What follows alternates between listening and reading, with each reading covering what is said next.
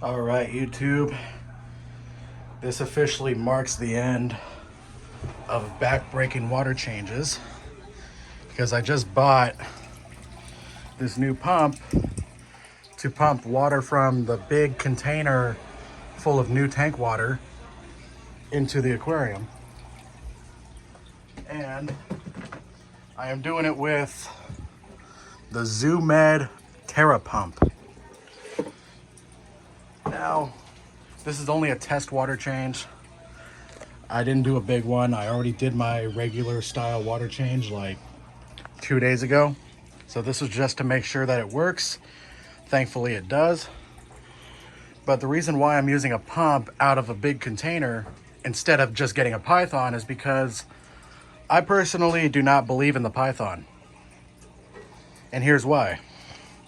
The Python, it's very long. You can just drain it straight outside or into your bathtub or into a sink or whatever, straight out of your tank. But when it comes to refilling the tank, you're just attaching it to your faucet, and which that leads to the tank. And that means straight tap water is just going right into your tank without being treated with dechlorinator first. And I've heard many people say that it's fine or whatever, won't cause harm, but I am personally not going to take that chance. So what I always do is fill up this large container full of water and treat it with Prime before it goes in the tank.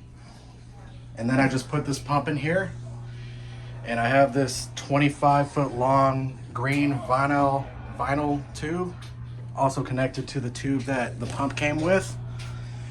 And it works great. It's not the fastest thing in the world, but it's fast enough. Luckily, this is watertight. I am monitoring this very closely, but it seems to be working really well. I still have to make sure that nothing leaks, and I also got to make sure that this stays on the tank. I have it weighted down with the glass lid, which is working, but I think it's a little bit sketchy. I think over time it's gonna warp the glass or the connection that we have here. And over time it's probably gonna end up cracking the glass lid, but it works for now. As you can see, it doesn't look like a very strong flow, but when I feel it, it's pretty decent. It's like your bathroom faucet. Now, a lot of people talk about how when they refill the tank this way, they can just walk away and do whatever.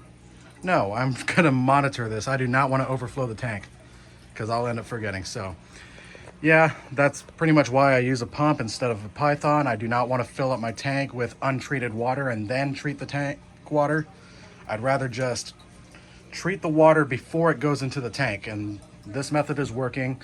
And I don't think I've ever talked about this on YouTube other than a few community posts, but for the last 11 years, I would fill up the big container and I would get this big 1-gallon pitcher and just scoop it out of the container pitcher by pitcher like 30 plus times and empty it into the bathtub. And then when I refill the tank, I would take that same container, rinse it out, and then fill it with new water, temperature match it, and then scoop new water pitcher by pitcher and walk back and forth 30 plus times to refill the tank. And because of that, that is probably one of the reasons why I'm 24 years old going on 65, because it hurts.